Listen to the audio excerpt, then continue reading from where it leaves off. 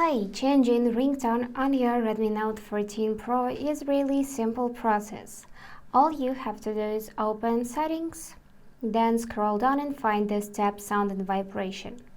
Now from here tap Ringtone, and we got many options for the ringtone.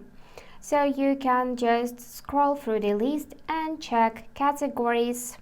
For example, we can check love. And now to actually listen sound, we'll need to tap it like that. And let me just add volume. And this is how it will sound.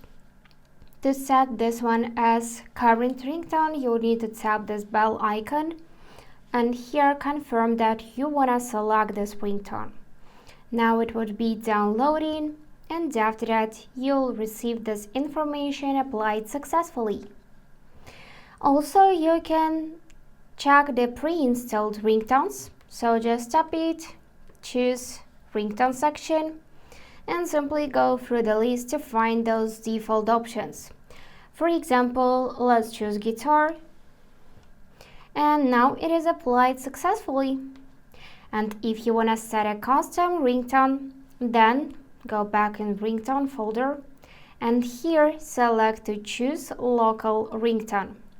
After that, you can select from which app you want to set it, from recorder, audio files or music.